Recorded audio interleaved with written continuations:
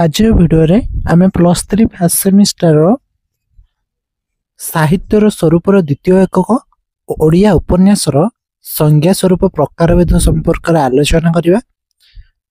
आधुनिक जुगर एक विशिष्ट सारस्वत कला हेउछि उपन्यास।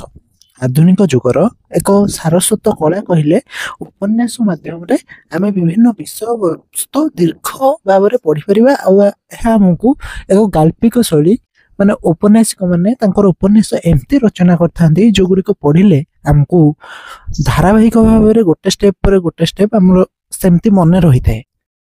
सेति पई उपन्यास हेउछि एक सारस्वत कला। यह मानव जीवन एक वास्तव और पूर्णांग काल्पनिक गद्य कहानी होइतिबारु एहा सहित आधुनिक मानवर निबिड़ संपर्क रही। आपण माने जानिथिबे साहित्य समय अनुसार परिवर्तनशील, तेणु विभिन्न समय साहित्यिकटी तार रचना शैली भिन्न भिन्न भाव में रचना करथाए। तेणु एटार कहा जायछि कि यह वास्तव जीवन सहित जड़ित थिला परि मने हुए। यह पूर्णांग काल्पनिक गद्य कहानी होइथिबारु एथरा आधुनिक मानवर निबिड़ संपर्क रहिছে।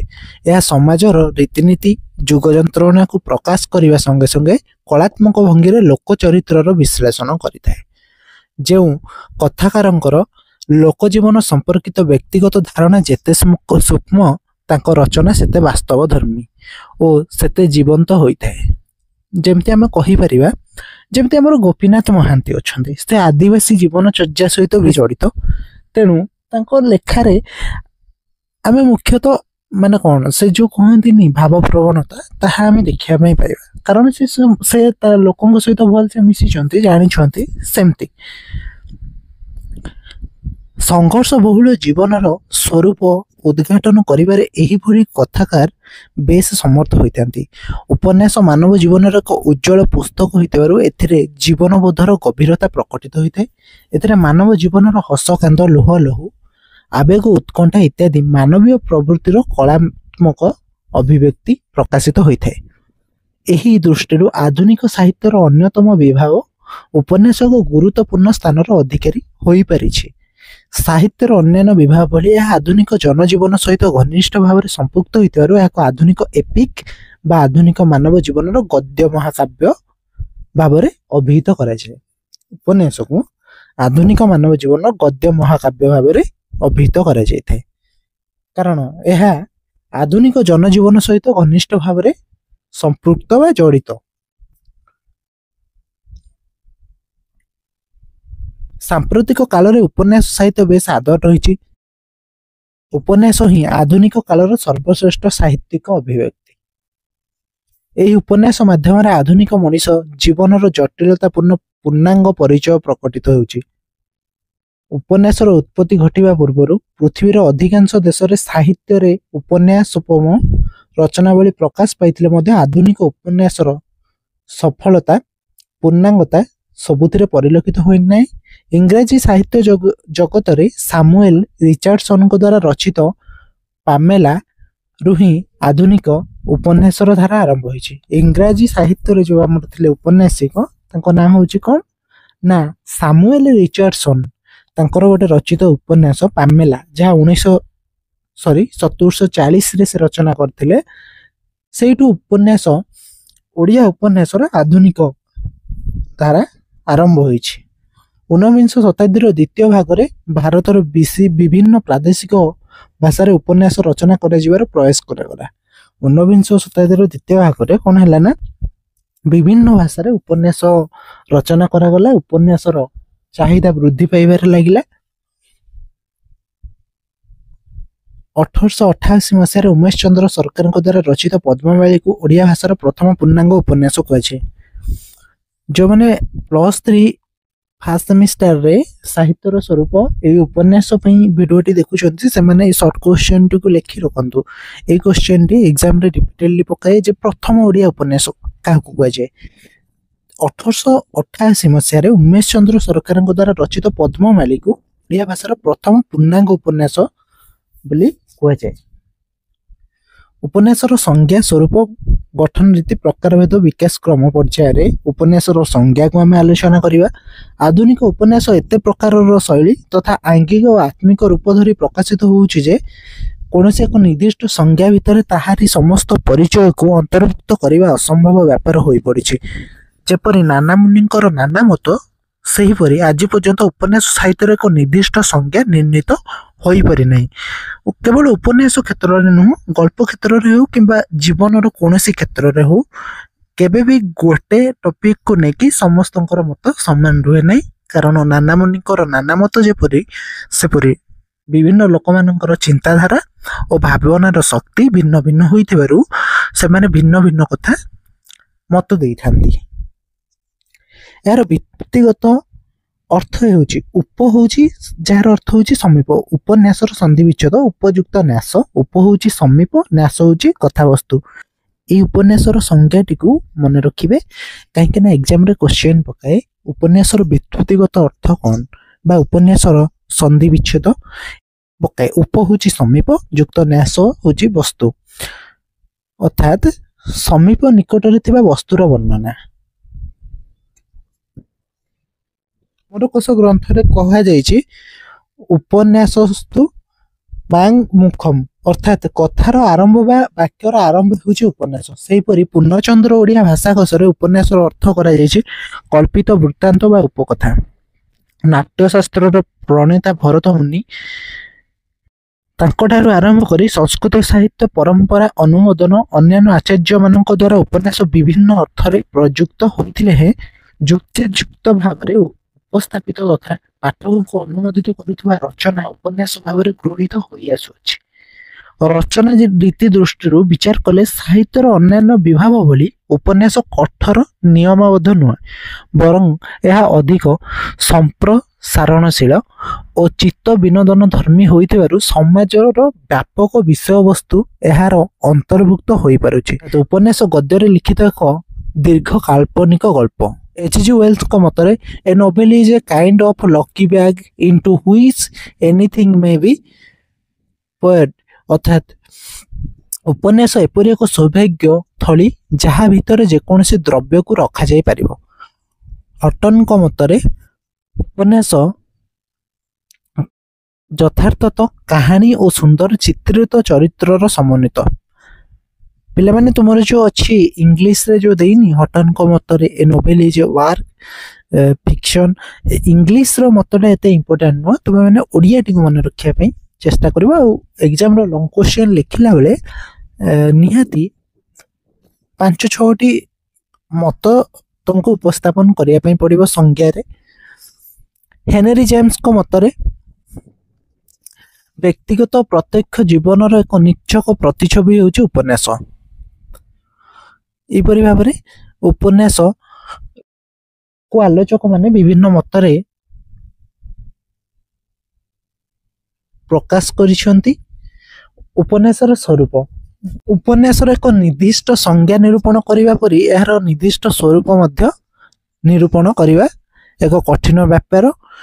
ଯେଉଁ ଉପନ୍ୟାସ ପାଠକକୁ ମନୋରଞ୍ଜନ ଖୋରାକ ଦେଇପାରିଲା ନାହିଁ, ସେହି ଉପନ୍ୟାସକୁ ଏକ ଉତ୍କୃଷ୍ଟ ମାନର ଉପନ୍ୟାସ ଭାବରେ ଗ୍ରହଣ କରାଯାଇ ନପାରେ। ଅର୍ଥାତ୍ ଯେଉଁ ଉପନ୍ୟାସ ପାଠକମାନଙ୍କୁ ମନୋରଞ୍ଜନ କରାଇ ପାରିଲାନି, ପାଠକମାନେ ପଢ଼ିକି ତାକୁ ଆନନ୍ଦ ମିଳିଲାନି, ସେ ଉପନ୍ୟାସକୁ ଭଲ ଉପନ୍ୟାସ ଭାବରେ ଆମେ ଗ୍ରହଣ କରିପାରିବା ନାହିଁ। ସାହିତ୍ୟର ଅନ୍ୟାନ୍ୟ ବିଭାଗ ଯଥା ନାଟକ, ଗଳ୍ପ, କାବ୍ୟ, କବିତା, ପ୍ରବନ୍ଧ ଆଦିରୁ କିଛି କିଛି ଉପାଦାନ ଗ୍ରହଣ କରି ଉପନ୍ୟାସର କଳେବର ଗଠିତ ହୋଇଥାଏ। ଉପନ୍ୟାସରେ ନାଟକର ନାଟକୀୟତା, କ୍ଷୁଦ୍ର ଗଳ୍ପର କାହାଣୀ ଧର୍ମିତା, କାବ୍ୟର କାବ୍ୟିକତା ଓ ପ୍ରବନ୍ଧର ଗାମ୍ଭୀର୍ଯ୍ୟତା ଆଦି ଦେଖିବାକୁ ମିଳିଥାଏ। କ୍ଷୁଦ୍ର ଗଳ୍ପକୁ ବଢ଼ାଇ ଦେଲେ ଉପନ୍ୟାସ ହୋଇଯାଏ ବୋଲି କିଛି ଆଲୋଚକ ମତବ୍ୟକ୍ତ କରୁଥିବା ବେଳେ ଏହା ସମ୍ପୂର୍ଣ୍ଣ ଭ୍ରମାତ୍ମକ। କିଛି ଜଣ କ'ଣ କହୁଥିଲେ ଆଲୋଚକ, ନା କ୍ଷୁଦ୍ର ଗଳ୍ପଟାକୁ ଯଦି ଆମେ ଟିକେ ଲମ୍ବା କରିଦେବା ସେଟା ହେଇଯିବ ଉପନ୍ୟାସ, କିନ୍ତୁ ତାହା ହେଇନଥାଏ। କାରଣ କ୍ଷୁଦ୍ର ଗଳ୍ପ ଉପନ୍ୟାସ ଉଭୟଙ୍କର ଶିଳ୍ପ ଧର୍ମ ଭିନ୍ନ, ଉଭୟଙ୍କ ଠାରୁ ଭିନ୍ନ ଭିନ୍ନ ହୋଇଥାନ୍ତି। ଉଭୟ ଗଦ୍ୟ ବିଭାଗର ଦୁଇଟି ସ୍ୱୟଂ ସମ୍ପୂର୍ଣ୍ଣ କଳା ହୋଇଥିଲେ ହେଉ କ୍ଷୁଦ୍ର ଗଳ୍ପ ସଂକେତ ଧର୍ମୀ ହୋଇଥିବା ବେଳେ ଉପନ୍ୟାସ ବର୍ଣ୍ଣନା ଧର୍ମୀ ହୋଇଥାଏ। ଉପନ୍ୟାସରେ ବର୍ଣ୍ଣନା ଆମକୁ ଦେଖିବା ପାଇଁ ମିଳିଥାଏ। କ୍ଷୁଦ୍ର ଗଳ୍ପରେ ଚରିତ୍ର ଏକ ବିଶେଷ ମୁହୂର୍ତ୍ତ ବା ଏକ ପରିବେଶର ବର୍ଣ୍ଣନା ରହୁଥିବା ବେଳେ ଉପନ୍ୟାସରେ ଏକ ପୂର୍ଣ୍ଣାଙ୍ଗ ଜୀବନର ଚିତ୍ର ଉପସ୍ଥାପିତ ହୋଇଥାଏ। କ୍ଷୁଦ୍ର ଗଳ୍ପରେ ମାତ୍ର କେତୋଟି ଚରିତ୍ର ଥିବା ବେଳେ ଉପନ୍ୟାସରେ ବହୁ ଚରିତ୍ର ଆମେ ଦେଖିବାକୁ ପାଇବା। କ୍ଷୁଦ୍ର ଗଳ୍ପରେ ଗୋଟିଏ ଘଟଣା ଥିଲାବେଳେ ଉପନ୍ୟାସରେ ଘଟଣା ବହୁଳ ହୋଇଥାଏ। ଉପନ୍ୟାସରେ ବିଭିନ୍ନ ପ୍ରକାର ଘଟଣା ଆମକୁ ଦେଖିବା ପାଇଁ ମିଳେ। ଏହି ସବୁ ସାମ୍ୟ ବୈଷମ୍ୟ ଯୋଗୁଁ କ୍ଷୁଦ୍ର ଗଳ୍ପ ଠାରୁ ଉପନ୍ୟାସର ସ୍ୱରୂପ ସ୍ପଷ୍ଟ ଭାବରେ ବାରି ହୋଇପଡ଼େ। ଏଇଠାରେ ଆପଣମାନେ ଜାଣିପାରିବେ ଗଳ୍ପ ଆଉ ଉପନ୍ୟାସ ମଧ୍ୟରେ ପାର୍ଥକ୍ୟ କ'ଣ। ଏଇ ଏତିକି ମଧ୍ୟରେ ଯେତିକି ଆମେ ଏବେ ପଢିଲେ। କେବଳ କ୍ଷୁଦ୍ର ଗଳ୍ପ ନୁହେଁ, ସାହିତ୍ୟର ଅନ୍ୟାନ୍ୟ ବିଭାଗ ଠାରୁ ମଧ୍ୟ ଉପନ୍ୟାସ ସମ୍ପୂର୍ଣ୍ଣ ଅଲଗା। ଉଭୟ ନାଟକ ଓ ଉପନ୍ୟାସର ନାଟକୀୟତା ଥିଲେ ମଧ୍ୟ ନାଟକର ପରିସର ସୀମିତ ଓ ତାହା ମିଶ୍ର କଳା ହୋଇଥିବାରୁ ଉପନ୍ୟାସିକଙ୍କ ଭଳି ନାଟକକାରଙ୍କ ସେତେ ସ୍ୱାଧୀନତା ନଥାଏ। ମାତ୍ର ଉପନ୍ୟାସରେ ଥିବା ନାଟକୀୟ ଗୁଣକୁ ନେଇ ଅନେକ ନାଟକ ବା ଚଳଚ୍ଚିତ୍ର ରଚନା କରାଯାଇପାରିଛି। ଆଧୁନିକ କାଳର ଉପନ୍ୟାସକମାନେ ଉପନ୍ୟାସର ନାଟକର ସଂଳାପ, ଦ୍ୱନ୍ଦ୍ୱ, ଉତ୍କଣ୍ଠା ଆଦିକୁ ପ୍ରୟୋଗ କରି ଉପନ୍ୟାସକୁ ଅଧିକ ଜୀବନ୍ତ, ହୃଦୟସ୍ପର୍ଶୀ କରିପାରିଛନ୍ତି। ଏବେ ଆମେ ଦେଖିବା ଉପନ୍ୟାସର ଗଠନ ରୀତି କ'ଣ ରହିଛି। ଆଧୁନିକ ଯୁଗରେ ନାନା ପରୀକ୍ଷା ପ୍ରୟୋଗ ମଧ୍ୟ ଦେଇ ଉପନ୍ୟାସ ଗତି କରୁଛି। କାବ୍ୟ ବା ନାଟକ ଭଳି ଏହାକୁ ଏକ ନିର୍ଦ୍ଦିଷ୍ଟ ପରିସର ମଧ୍ୟରେ ବାନ୍ଧି ରଖାଯାଇ ପାରିବ ନାହିଁ।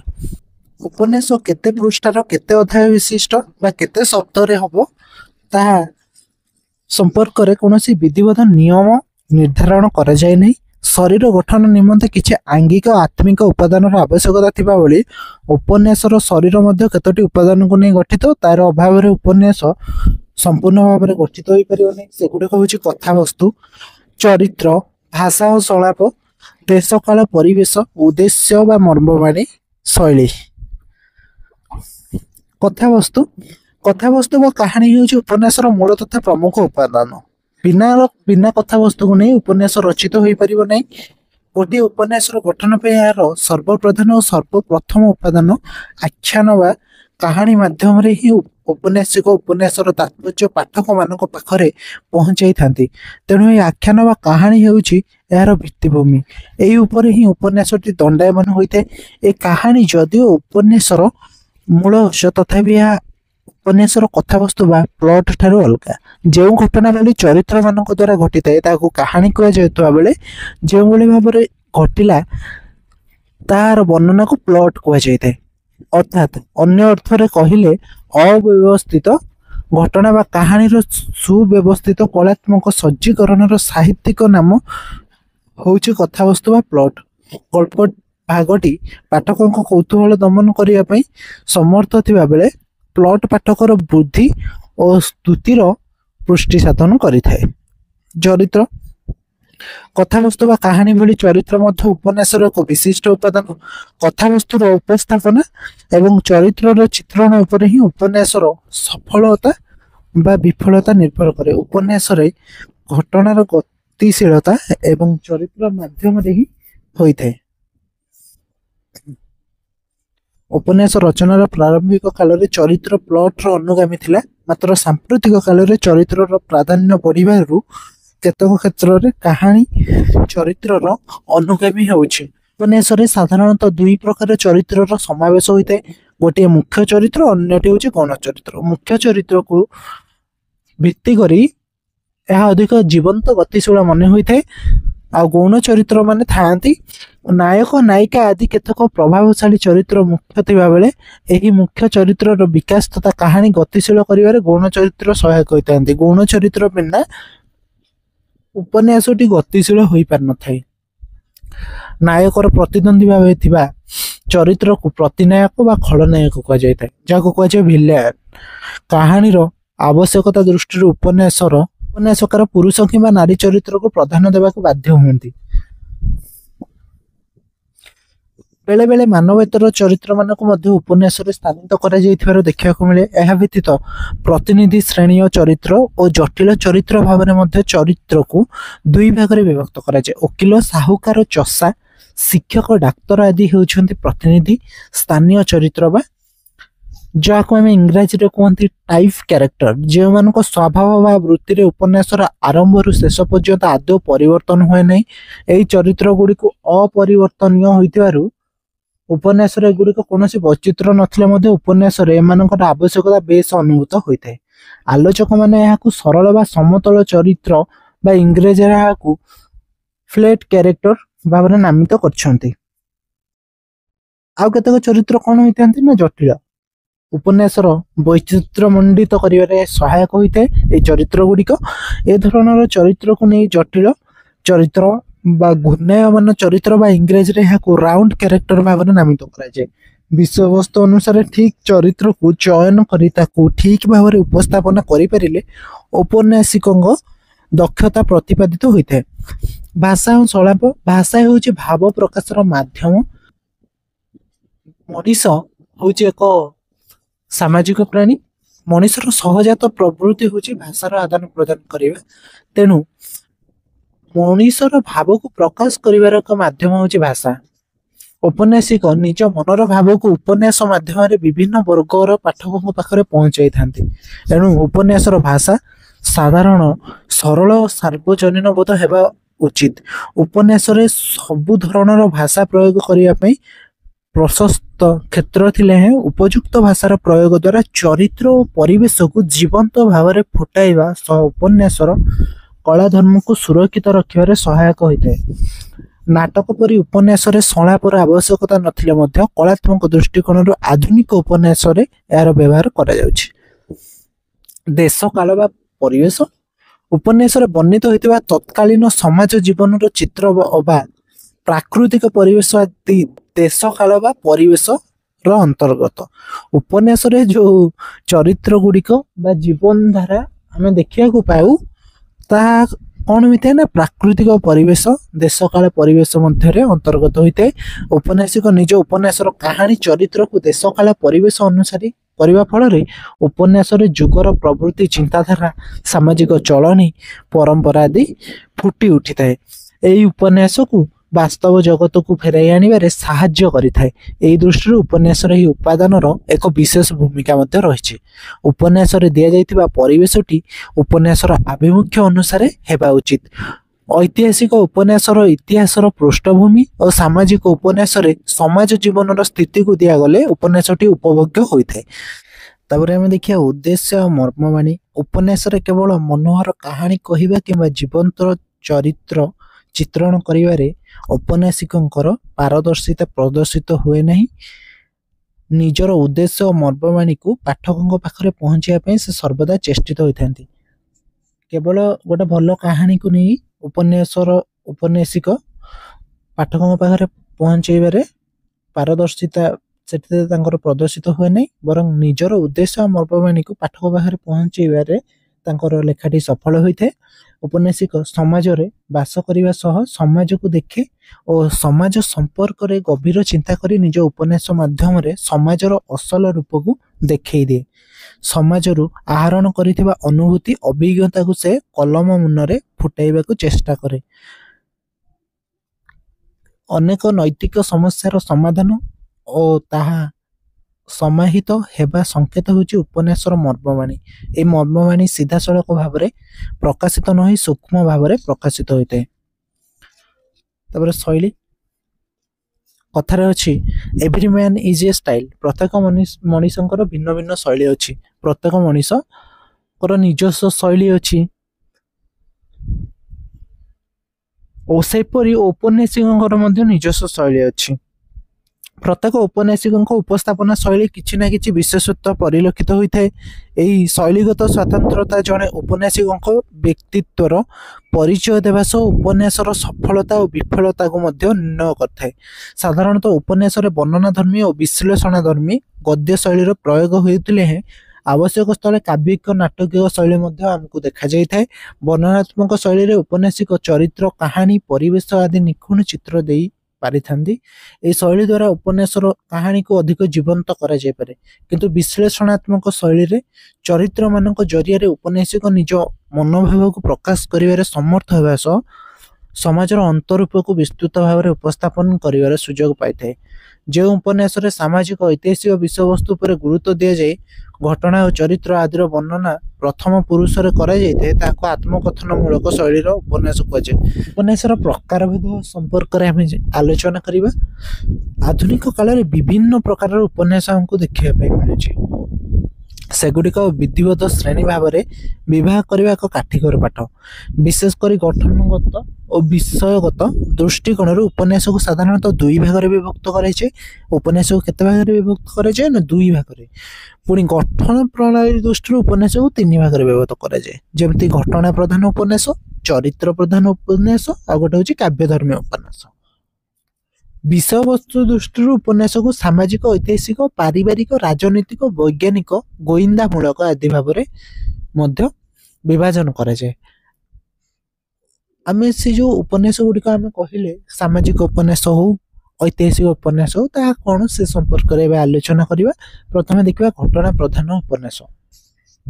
ଯେଉଁ ଉପନ୍ୟାସରେ କାହାଣୀ, ଚରିତ୍ର ଅପେକ୍ଷା ଘଟଣାକୁ ଅଧିକ ପ୍ରାଧାନ୍ୟ ଦିଆଯାଏ ତାହାକୁ ଘଟଣା ପ୍ରଧାନ ଉପନ୍ୟାସ କୁହାଯାଏ। ଯେଉଁ ଉପନ୍ୟାସଟିରେ ଘଟଣାଟିକୁ ଅଧିକ ଗୁରୁତ୍ୱ ଦିଆଯାଏ, କାହାଣୀ ଚରିତ୍ର ଅପେକ୍ଷା ଘଟଣାକୁ ଅଧିକ ଗୁରୁତ୍ୱ ଦିଆଯାଏ, ଏହି ଜାତୀୟ ଉପନ୍ୟାସରେ ଚରିତ୍ରର ବୈଶିଷ୍ଟ୍ୟ ଅପେକ୍ଷା ଘଟଣାର ବୈଚିତ୍ର୍ୟ ଅଧିକ ସମ୍ପାଦିତ ହୋଇଥାଏ। ଏଥିରେ ଉପନ୍ୟାସିକ ଘଟଣା ପରେ ଘଟଣା ସଂଯୋଜନା କରି ନିଜ ଉଦ୍ଦେଶ୍ୟ ଓ ଜୀବନବୋଧ ଆଦିକୁ ପାଠ ଭାବରେ ଉପସ୍ଥିତ କରିଥାନ୍ତି। ଉପନ୍ୟାସର ଘଟଣା ଚକ୍ରରେ ପରିଚାଳିତ ବା ଗତିଶୀଳ ହୁଅନ୍ତି। ବିଶେଷ କରି ଐତିହାସିକ ଉପନ୍ୟାସ ଗୁଡ଼ିକ ଏହି ଧରଣର ହୋଇଥିବା ବେଳେ ରୋମାନ୍ସ ଧର୍ମୀ ଓ ରହସ୍ୟ ରୋମାଞ୍ଚ ଧର୍ମୀ ଉପନ୍ୟାସ ଗୁଡ଼ିକ ଏହି ଧରଣର ହୋଇଥାନ୍ତି। ତାପରେ ଚରିତ୍ର ପ୍ରଧାନ ଉପନ୍ୟାସ, ଯେଉଁ ଉପନ୍ୟାସରେ ଘଟଣା ଅପେକ୍ଷା ଚରିତ୍ର ଉପରେ ଅଧିକ ଗୁରୁତ୍ୱ ଦିଆଯାଇଥାଏ ବା ଧ୍ୟାନ ଦିଆଯାଇଥାଏ ତାହାକୁ ଚରିତ୍ର ପ୍ରଧାନ ଉପନ୍ୟାସ କୁହାଯାଏ। ସେଇଭଳି ଉପନ୍ୟାସକୁ ଚରିତ୍ର ପ୍ରଧାନ ଉପନ୍ୟାସ କୁହାଯାଇଥାଏ। ଏହିଭଳି ଉପନ୍ୟାସରେ ଜୀବନର ଗଭୀରତା, ପରିପକ୍ୱତାକୁ ବିଶ୍ଳେଷଣ କରାଯାଇଥାଏ। ଏଥିରେ ଚରିତ୍ରମାନଙ୍କ ବିକାଶ ପାଇଁ କାହାଣୀ ପ୍ରସ୍ତୁତ କରାଯାଇଥାଏ। ସମାଜରେ ଥିବା ବିଭିନ୍ନ ପ୍ରକାର ଚରିତ୍ରମାନଙ୍କୁ କଥାକାର ଗ୍ରହଣ କରି ନିଜର ଦକ୍ଷତା ବଳରେ ତାକୁ ରୂପ ଦିଅନ୍ତି। ମୁଖ୍ୟ ଚରିତ୍ର ସହିତ ଥିବା କିଛି ଗୌଣ ଚରିତ୍ରମାନଙ୍କୁ କଥାକାର ଖୁବ୍ ସଚେତନ ଭାବରେ ଉପସ୍ଥାପିତ କରିଥାନ୍ତି। ଚରିତ୍ରକୁ ଆଧାର କରି ପ୍ଲଟ୍, ପାରିପାର୍ଶ୍ୱିକ ଅବସ୍ଥାକୁ କଥାକାର ପ୍ରସ୍ତୁତ କରନ୍ତି। ତାପରେ କାବ୍ୟଧର୍ମୀ ଉପନ୍ୟାସ, ଯେଉଁ ଉପନ୍ୟାସର ବର୍ଣ୍ଣନା ପଦ୍ଧତିରେ ଅଧିକ କାବ୍ୟିକ ସ୍ପର୍ଶ ଥାଏ ତାହାକୁ କାବ୍ୟଧର୍ମୀ ଉପନ୍ୟାସ କୁହାଯାଏ। ଉପନ୍ୟାସର ଛତ୍ରେ ଛତ୍ରେ କାବ୍ୟିକ ଭାଷା ଓ ଭାବର ବିଳାସ ଆମକୁ ପରିଲକ୍ଷିତ ହୋଇଥିବାର ଦେଖାଯାଇଥାଏ।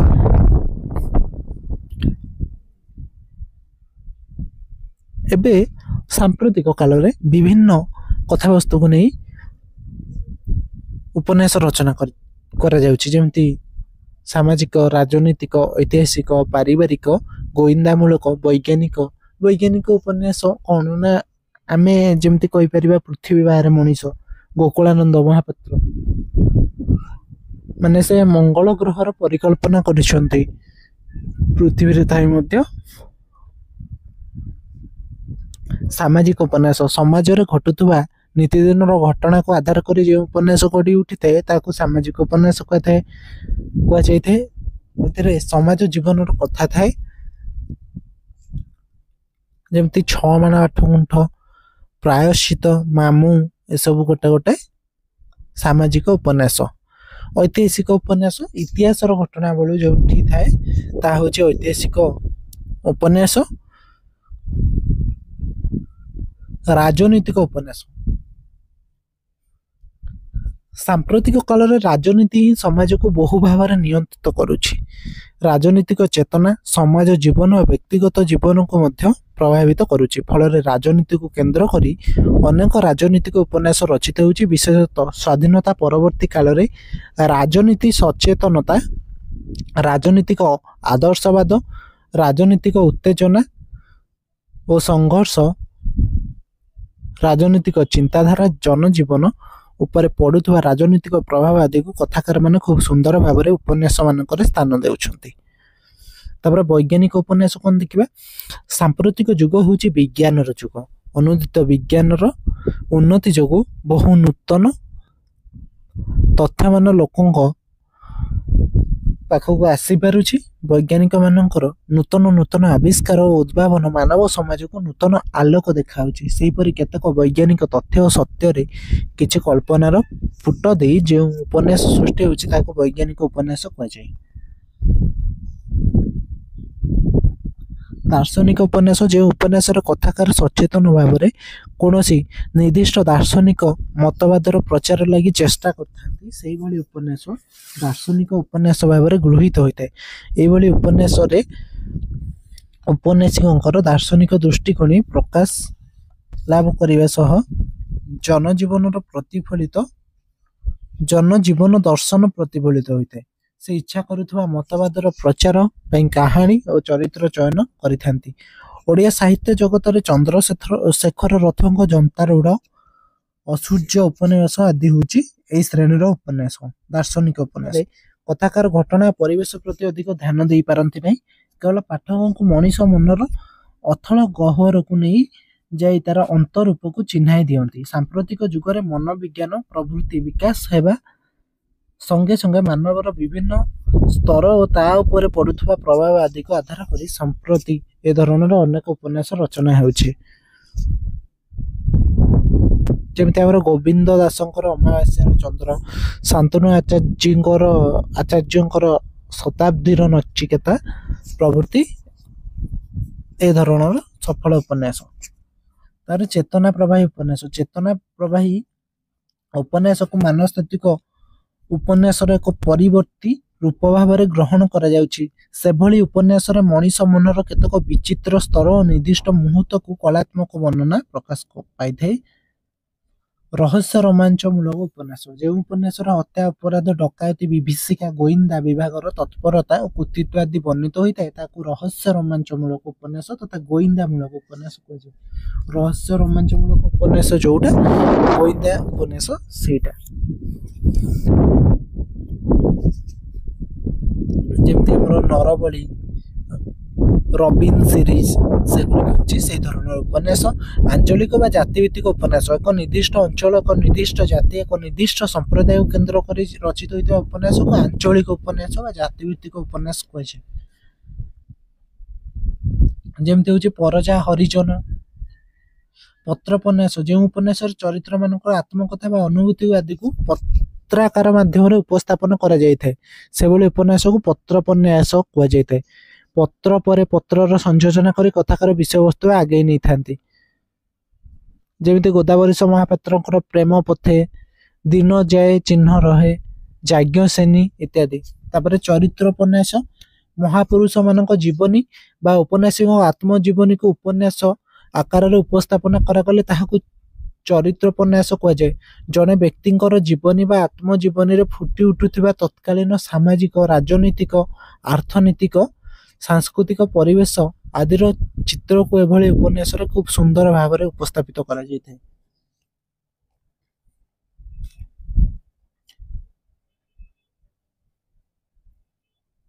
ଆମେ ଓଡ଼ିଆ ଉପନ୍ୟାସର ସଂଜ୍ଞା ସ୍ୱରୂପ ପ୍ରକାରଭେଦ ଆଲୋଚନା କରେ। ଏବେ ଓଡ଼ିଆ ଉପନ୍ୟାସର ବିକାଶ କ୍ରମ ସମ୍ପର୍କରେ ଦେଖିବା। ଆଧୁନିକ ସାହିତ୍ୟ ଜଗତରେ ଉପନ୍ୟାସ ହେଉଛି ଚମତ୍କାର ସୃଷ୍ଟି।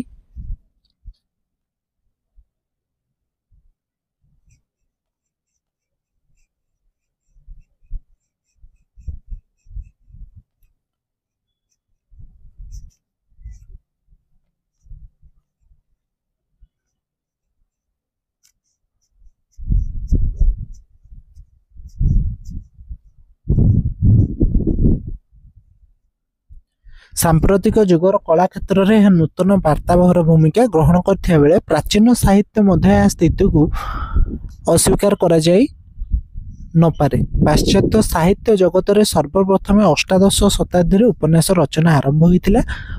1740 ଖ୍ରୀଷ୍ଟାବ୍ଦରେ ପ୍ରକାଶିତ ରିଚାର୍ଡସନଙ୍କ ଦ୍ୱାରା ଲିଖିତ ପାମେଲା ଇଂରାଜୀ ସାହିତ୍ୟ ଜଗତର ସର୍ବପ୍ରଥମ ଉପନ୍ୟାସ।